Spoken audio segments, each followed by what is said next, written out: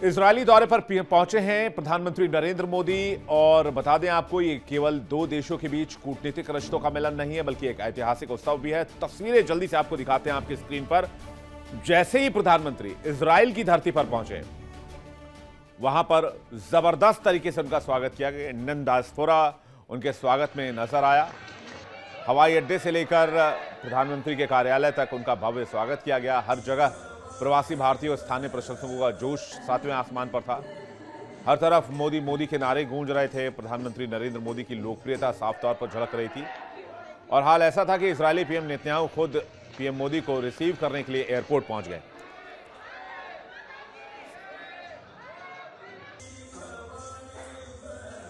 के तेल अवीव पहुंचने की तस्वीर भी आपको दिखाते हैं।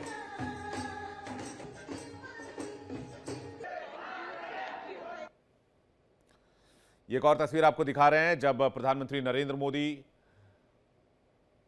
बेंजामिन नेतन्याहू से मुलाकात कर रहे थे और वहां के मुद्दों पर, समसामयिक मुद्दों पर चर्चा कर रहे थे। आपको सीधे इस वक्त लिए चलते हैं पार्लियामेंट, जहां पर इजरायली पीएम नेतन्याहू प्रधानमंत्री नरेंद्र मोदी के साथ मौजूद हैं और अपनी संसद को संबोधित कर रहे हैं। थोड़ी देर में प्रधानमंत्री भी संबोधित करेंगे। लाइव तस्वीरें आपको दिखाते हैं। पीसीआर से रिक्वेस्ट है, ये लाइव तस्वीरें आप देख रहे हैं। आप सुनिए बेंजामिन नेतन्याहू क्या कह रहे हैं। When we were still under Ottoman occupation, those who helped us liberate this country, the British Army, in which there were Jewish fighters, including Jabotinsky, with the 1st Jewish Battalion, but also brave Iranian soldiers and commanders who fought like lions in the battle against Haifa for the liberation of Haifa. The forces were pushed back, and who stormed forward, gave their lives. Indian commanders, we never forget that too. They gave their lives for us.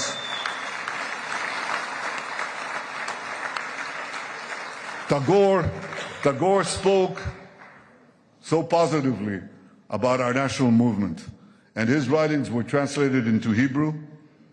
היו מי שישבו את דמותו עטורת הזקן הלבן לנביאי ישראל. מילים שיצאו מהודו דיברו אלינו, וכך גם מספרים שיצאו מהודו. דודי המנוח, פרופסור אלישע נתניהו, זיכרונו לברכה, היה ממקימי הפקולטה למתמטיקה בטכניון. That's our equivalent of MIT.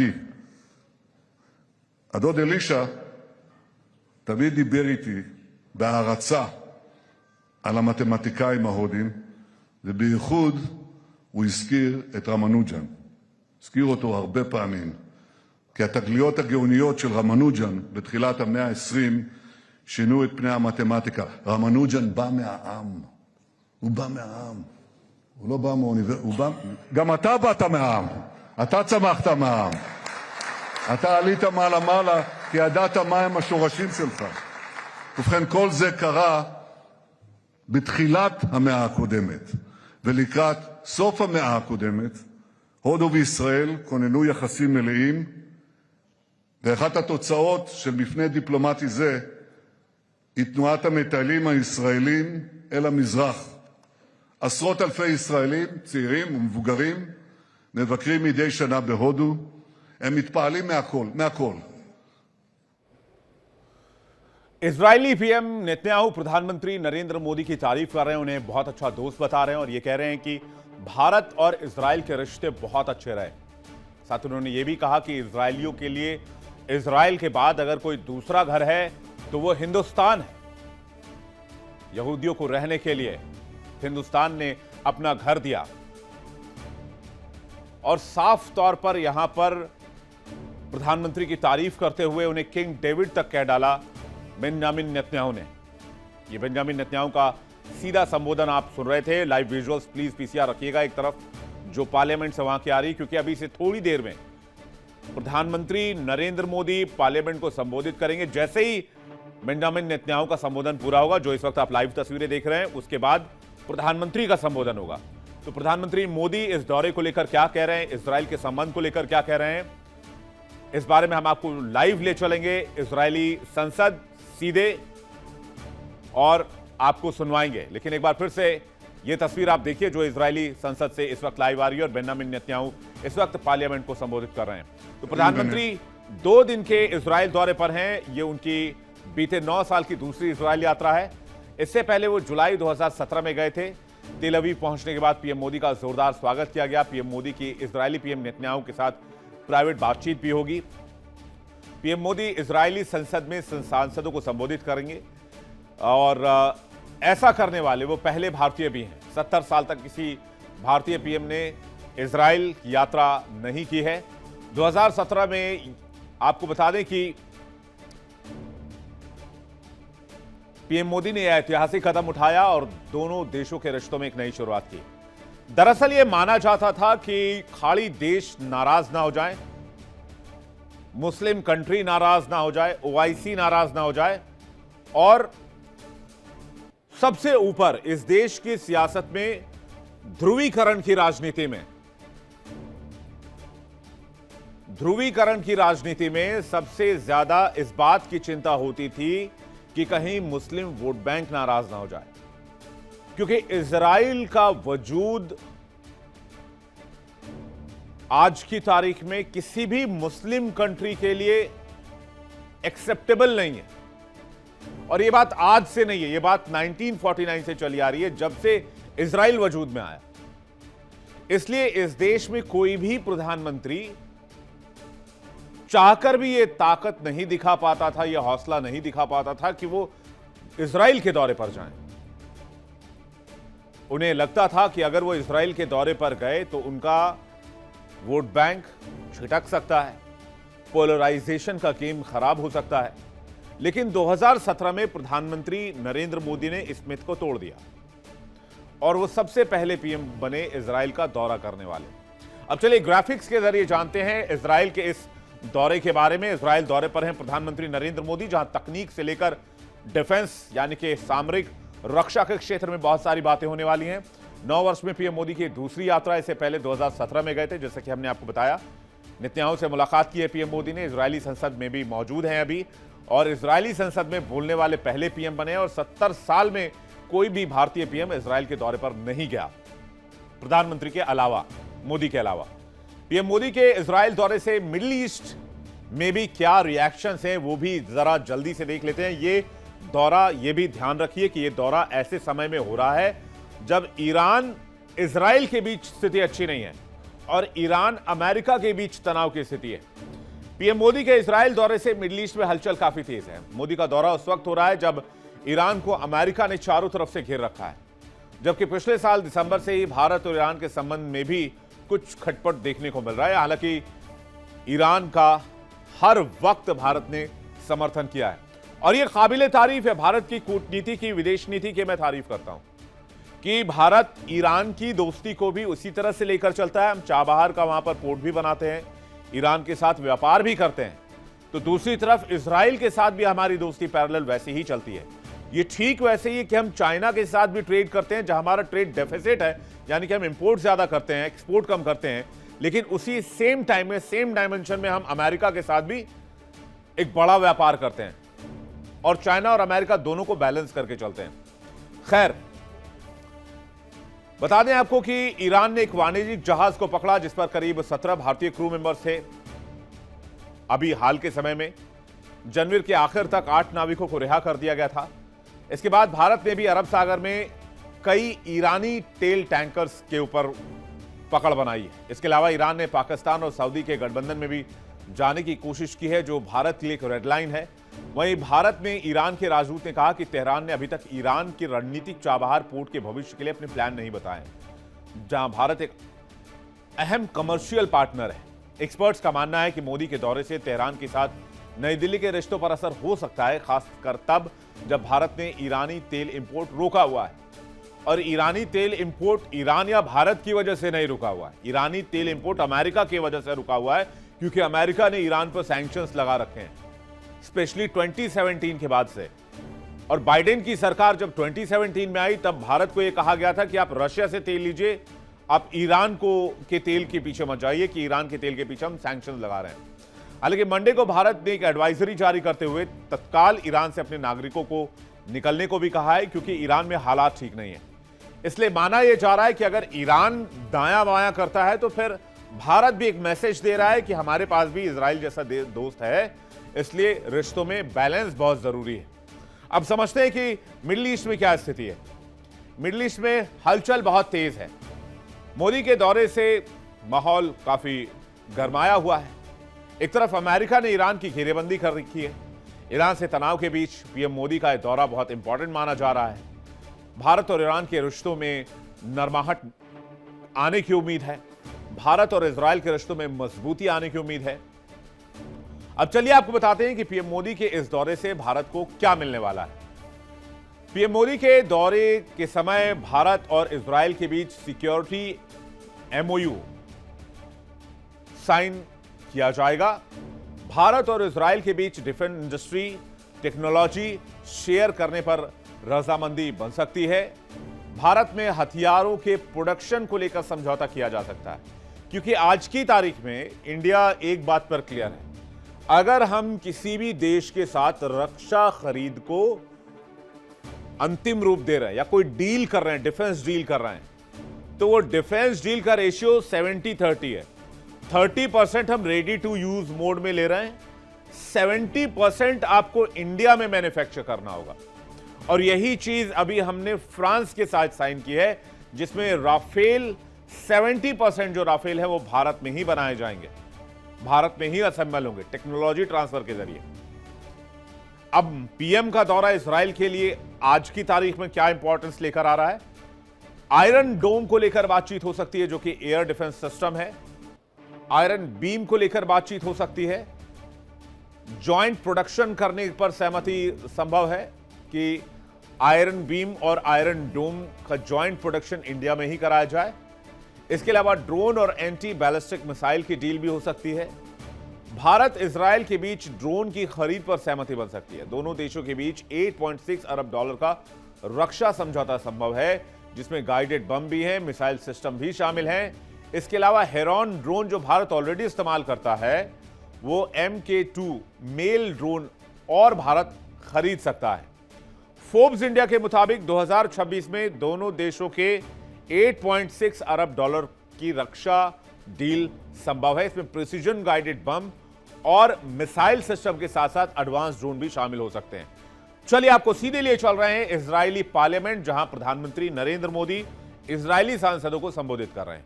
Leader of Opposition, honorable members of the Knesset, my dear sisters and brothers, Shalom.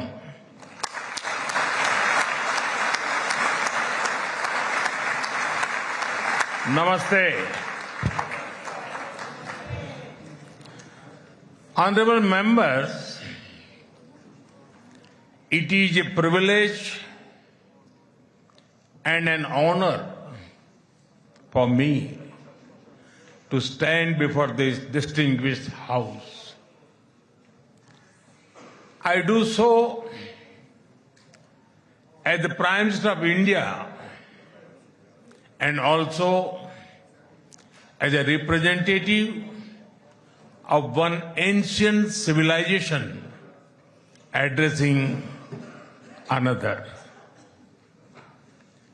I bring with me the greetings of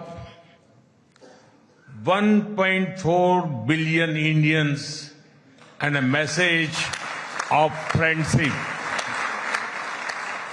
respect, and partnership. I thank you, Mr. Speaker, for your kind invitation and for your wonderful gesture of lighting up the Knesset in Indian colors.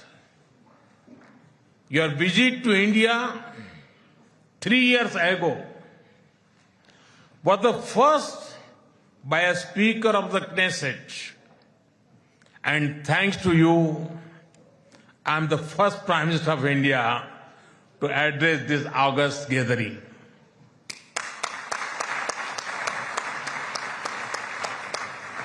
9 years ago, I had the good fortune to be the first Prime Minister of India to visit Israel. And I'm very happy to be here again, returning to a land to which I've always felt drawn. After all, I was born on the same day that India formally recognized Israel, September 17, 1950.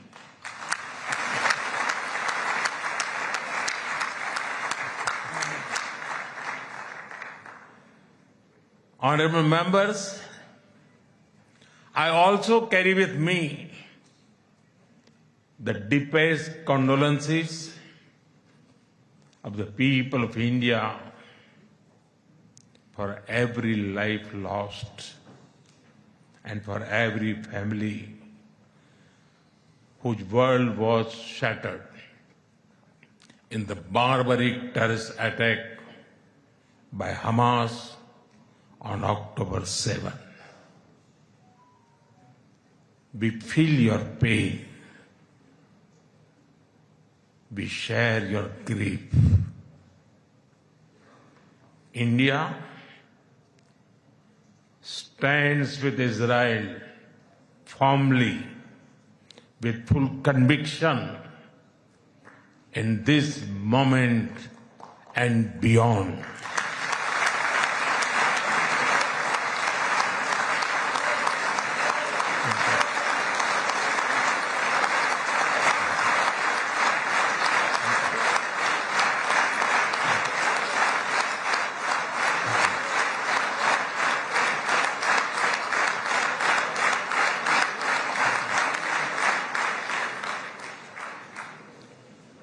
No cause can justify the murder of civilians. Nothing can justify terrorism.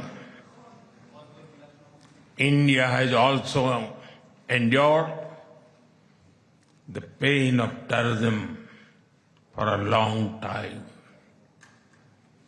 We remember the 26/11 Mumbai attacks and the innocent lives lost, including Israeli citizens. Like you, we have consistent and uncompromising policy of zero tolerance for terrorism with no double standards. Terrorism aims to destabilize societies, to block development, and to erode trust. Countering terrorism requires sustained and coordinated global action because terror anywhere threatens peace everywhere. That is why India supports all efforts that contribute to durable peace and regional stability. Some years ago, when you concluded the Abraham Accords, we applauded your courage and vision. It was a moment of new hope for a long troubled region. Since then, the situation has changed significantly. The path is even more challenging. Yet, it is important to sustain that hope. The Gaza Peace Initiative that was endorsed by the UN Security Council offers a pathway. India has expressed its firm support for the initiative. We believe that it holds the promise of a just and durable peace for all the people of the region, including by addressing the Palestine issue. Let all our efforts be guided by wisdom, courage, and humanity. The road to peace is not always easy, but India joins you and the world for dialogue, peace, and stability in this region. Honorable members, in India, there is a great admiration for Israel's resolve, courage, and achievements. Long before we related to each other as modern states, we were linked by ties that go back more than 2,000 years. The book of Esther refers to India as Hodu. The Talmud records trade with India in ancient times. Jewish merchants traveled across sea routes that connected the Mediterranean with the Indian Ocean. They came seeking opportunity and dignity. And in India, they became one of us. Jewish communities have lived in India without fear of persecution.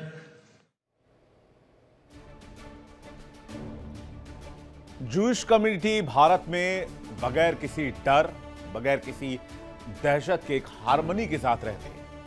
ये प्रधानमंत्री के शब्द, और प्रधानमंत्री ने Israeli संसद से आतंकवाद को लेकर बहुत करारा प्रहार किया। सबसे पहले तो उन्होंने निंदा की जो इजरायल पर आतंकी हमला हुआ था, और उसके बाद उन्होंने कहा कि पूरी दुनिया को आतंक के खिलाफ जीरो टॉलरेंस की नीति अपनानी होगी।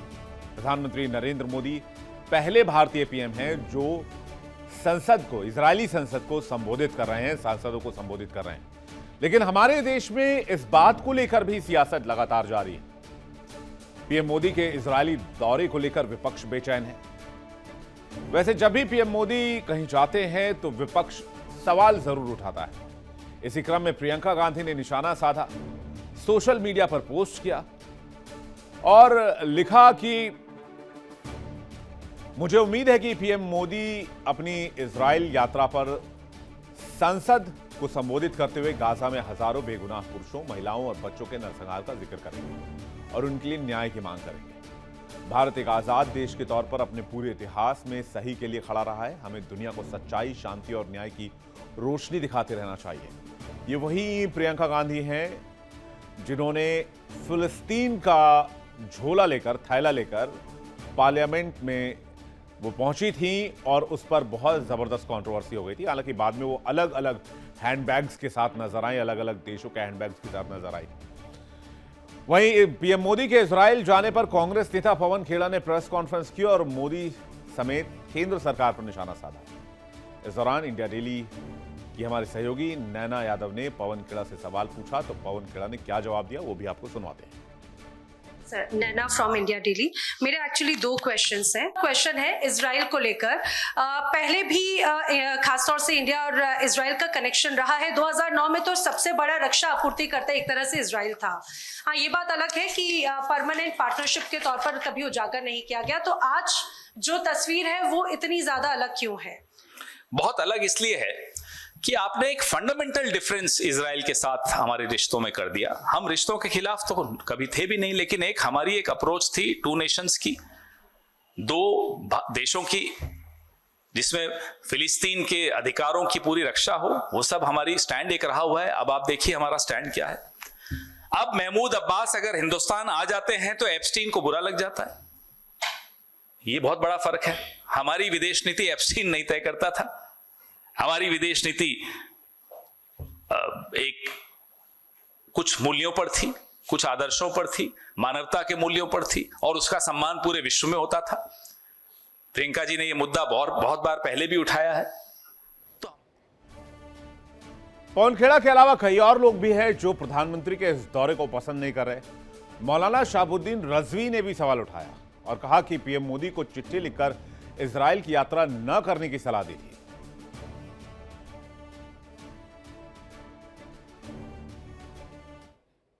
एक पत्र लिख करके प्रधानमंत्री मोदी जी से गुजारिश की है कि नेतन्याहू अपराधी व्यक्ति हैं, खुद इसराइल की सुप्रीम कोर्ट में अपराध के मुकदमे चल रहे हैं। मोदी जी की छवि उज्जवल है, साफ सुथरी है, और अगर अपराधी व्यक्ति से मिलेंगे तो उनकी छवि धूमिल होगी। बेंजामिन नेतन्याहू ने अपने लोगों की खून का बदला लेने का फैसला किया और हमास पर अटैक किया। ये एक कायराना आतंकी हरकत के खिलाफ एक जंगी लड़ाई थी। बेशक इसमें नुकसान हुआ, महिलाएं भी मारे गए, मासूम बच्चे भी मारे गए, निर्दोष भी मारे गए, लेकिन कभी आपने सुना कि हमास के हमले को या हमास के इस कृत्य को किसी ऐसे व्यक्ति ने, रजवी बरेलवी जैसे लोगों ने, या फिर किसी ऐसे मौलाना ने खंडन किया हो या उस पर सवाल उठाया और कहा हो कि हमास ने गलत किया है, आतंकी वारदात को अंजाम नहीं दिया जाना चाहिए था, ये कायरतापूर्ण हरकत थी? नहीं। फिर ये डबल स्टैंडर्ड क्यों है? कोई क्या इसे समझा सकता है? भारत फिलिस्तीन के मुद्दे पर हमेशा से समर्थन में रहा है, जबकि इजराइल फिलिस्तीन को मिटाने की बात करता है। भारत दोनों को सपोर्ट करता है। भारत फिलिस्तीन के हक की भी बात करता है, टू स्टेट थ्योरी को अप्रूव करता है। कोई देश कुछ भी कहे, कोई नेता कुछ भी कहे, लेकिन भारत अपनी कूटनीति पर काम करता है। अब इसे अब सियासत का चरित्र कह लीजिए कि ये सवाल उठाना है तो फिर सवाल उठाया जाएगा। ऐसा नहीं है कि इजराइल के साथ पहले डिफेंस पैक्ट नहीं थे या इजराइल से हम पहले हथियार नहीं लेते थे। आज पीएम इजराइल के दौरे पर हैं, इसलिए इसे सियासी चश्मे से देखा जा रहा है। देखिए इंडिया डेली 24/7 अब आपकी स्मार्ट टीवी पर। इंडिया डेली मौजूद है सभी डिजिटल प्लेटफॉर्म पर लाइव और लगातार। इंडिया डेली 24/7 हर दिन राष्ट्र को समर्पित।